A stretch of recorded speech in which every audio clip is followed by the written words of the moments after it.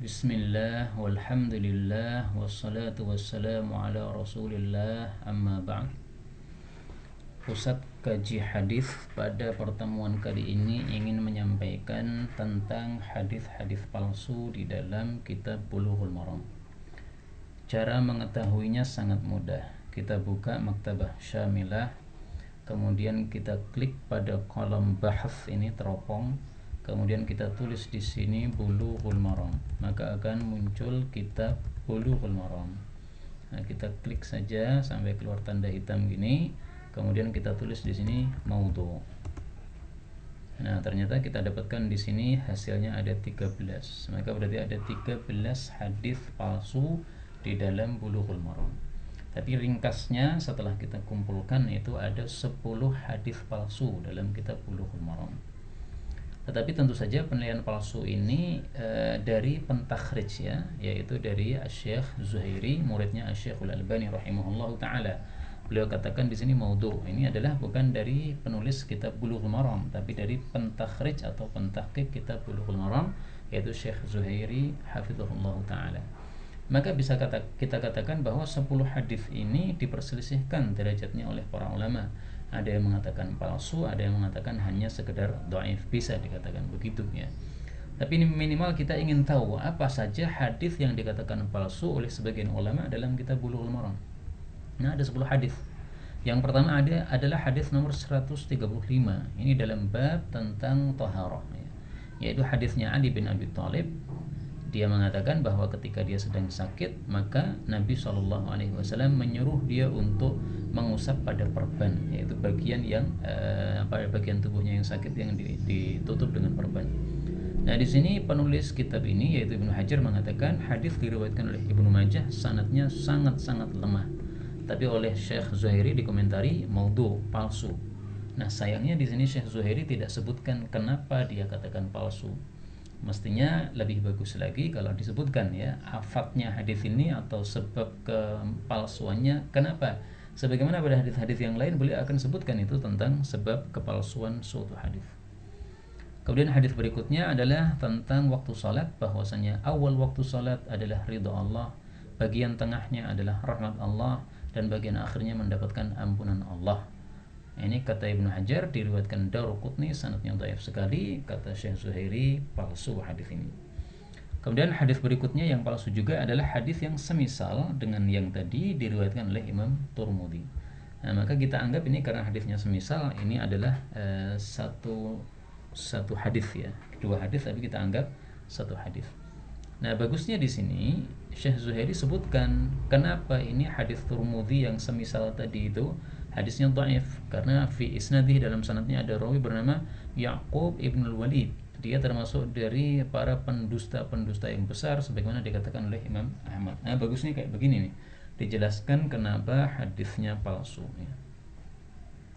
Kemudian hadis berikutnya hadis tentang orang yang sholat di belakang shaf sendirian, padahal dia bisa menarik orang yang di depannya atau dia bisa masuk ke shaf depannya. Maka ditegur oleh Nabi, ala dakhalta ma'ahum, kenapa kamu tidak masuk ke shaf depan, awij tarafta rajulan, atau kalau nggak bisa masuk ya kamu tarik seseorang supaya dia sholat bersama kamu di belakang. Nah, menarik orang supaya menemani kita di shaf belakang, ini hadisnya dhaif. Bahkan Syekh Zuhairi katakan hadis ini palsu ya. Palsunya kenapa? Ada rawi bernama As-Sari ibnu Ismail. Kata beliau, dia adalah salah satu dari pendusta-pendusta yang besar yang tidak punya agama, tidak punya wara. Dia suka dusta atas nama Sya'bi. Nah, Sya'bi ini adalah pamannya Sari bin Ismail. Sari bin Ismail ini seorang qadhi ya. Kemudian hadis berikutnya yang palsu yaitu salatlah kalian terhadap jenazahnya orang yang mengucapkan la ilaha illallah, dan salatlah di belakang setiap imam yang mengucapkan la ilaha illallah.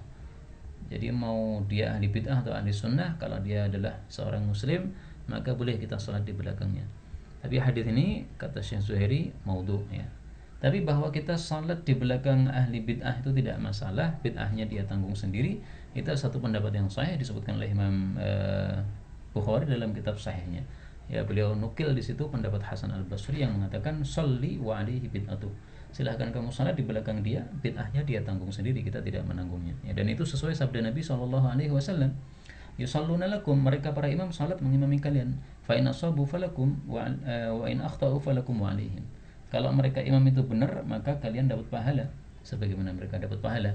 Tapi kalau mereka berbuat salah, maka kalian tidak menanggung dosanya. Kalian dapat pahala dan mereka yang menanggung kesalahannya.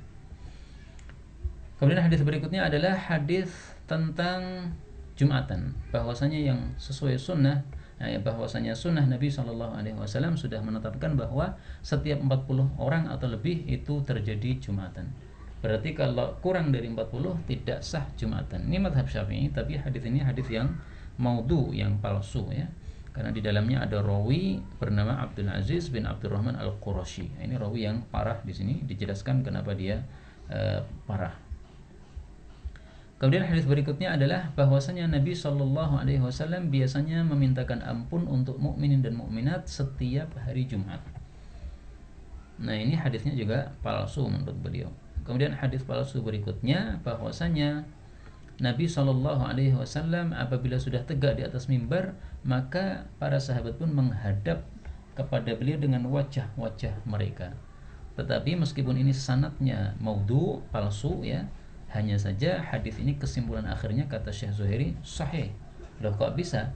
Iya, karena di situ ada banyak athar-athar yang datang dari sahabat Nabi SAW dalam hal ini. Salah satunya diriwayatkan oleh Imam Bukhari.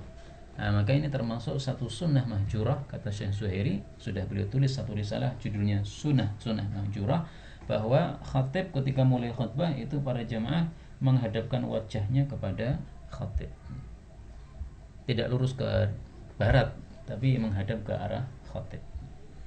Kemudian hadis berikutnya, barang siapa yang menahan anggur pada hari-hari panen supaya dia menjualnya kepada orang yang akan membuatnya sebagai khamr, maka dia sudah menerjang api neraka dengan terang-terangan. Hadis ini palsu kata beliau, tapi kata Syekh penulis kitab yaitu Ibnu Hajar Al-Asqalani sanadnya hasan. Dan meskipun anggaplah ini hadisnya palsu, tapi isinya benar ini, bahwasanya kita tidak boleh tolong menolong dalam keburukan. Kita tahu ada pabrik buat ciu minuman keras ya, maka kita jual bahan kepada mereka nggak boleh, karena sama dengan kita ta'awanu 'alal birri wat taqwa untuk membuat ciu. Kalau kita nggak tahu mau dibuat apa, dia beli anggur itu ya nggak ada masalah. Tapi kalau kita tahu bahwa dia akan beli anggur kita untuk buat ciu, maka ini nggak boleh kita jual kepada mereka, karena Allah mengatakan wala ta'awanu 'alal itsmi wal 'udwan. Kemudian hadis berikutnya, orang-orang Arab itu sebagiannya dengan sebagian yang lain sekufu. Mawali ya itu juga sekufu ya, maula itu bekas budak ya. Kecuali yaitu yang tidak sekufu adalah haik atau hajam. Nah, tukang hiyakah atau tukang hijamah. Hiyakah itu seingat saya yang tukang jahit itu ya. Wallahu alam, nanti dicari lagi. Kemudian hijamah ini tukang bekam. Nah, tukang bekam rendah sehingga dia tidak sekufu. Tetapi ini hadisnya palsu, sehingga yang benar adalah mau tukang bekam, mau tukang batu, mau tukang becak, kalau dia muslim yang baik ya sekufu. Jadi sekufu dalam hal pernikahan itu hanya satu bab saja, yaitu muslim yang baik ya. Agama intinya ya, sebagaimana mazhab Imam Malik rahimahullahu taala. Maka wanita miskin dinikahi laki-laki kaya, atau sebaliknya laki-laki miskin nikahi wanita kaya, nggak ada masalah selama mau. Itu sudah sekufu apabila dua-duanya adalah muslim yang baik. Kemudian hadis berikutnya, hadis yang semisal itu juga palsu. Kemudian hadis berikutnya, barang siapa yang mencela saudaranya dengan suatu dosa yang dia lakukan, maka dia tidak akan mati sampai mengerjakan dosa itu juga. Tapi hadis ini dipahami oleh para ulama bahwa maksudnya ini mencela orang yang sudah berbuat dosa, yang sudah tobat. Kemudian kita masih ungkit-ungkit perbuatan dosanya. Nah, nanti Allah akan uji kita akan melakukan dosa tersebut juga karena mengungkit-ungkit dosa orang lain yang sudah tobat. Tapi hadis ini palsu menurut Syekh Zuhairi. Hadis berikutnya, bahwasanya kafarah atau penghapus dosa bagi orang yang engkau sudah ghibah kepadanya, yaitu engkau harus mintakan ampun untuk dia, mengucapkan Allahumma ighfir lahu. Tapi ini hadisnya juga palsu. Nah, kalau dalam masalah fikih, maka menurut Imam Ghazali bahwasanya orang yang kita gibai itu dibagi dua macam. Kalau kita ghibah terhadap dia dan dia sudah mendengar ghibah kita terhadap dia, kita harus datang minta maaf. Tidak cukup kita mintakan ampun untuk dia. Tapi kalau kita ghibahi dia sementara dia tidak tahu atau belum mendengar ghibah kita terhadap dia, maka ini cukup untuk menghapus dosa kita, istighfar kepada Allah, memintakan ampun untuk orang tersebut. Maka dibagi dua menurut Imam Ghazali rahimahullah taala. Wallahu a'lam. Inilah 10 hadis palsu yang disebutkan di dalam kitab Bulughul Maram, minimal palsu menurut Syekh Az-Zuhairi hafizahullah taala. Dan ini kalau dikumpulkan dalam satu buku sangat bagus ya. Dan saya sudah menulis satu buku dengan judul Tertib Bulughul Maram, menertibkan kitab Bulughul Maram ini. Nah, ini kitab Tertib Bulughul Maram, ini di akhirnya saya tulis satu risalah, yaitu hadis-hadis yang palsu di dalam Bulughul Maram. Al-ahadits al-mawdu'ah fi Bulughul Maram. Fihi asyrat ahadits mawdu'ah wa hiya ma yali. Ada 10 hadis palsu, yaitu berikut ini. Nah, kemudian saya sebutkan apa yang sudah saya baca tadi. Inilah yang dapat kita sampaikan, benarnya dari Allah, dan apabila ada salahnya fa astaghfirullahal azim li wa lakum. Kalau mau menghubungi kita lewat WA, maka WA kita sudah kita sebarkan ya. Ada di sini.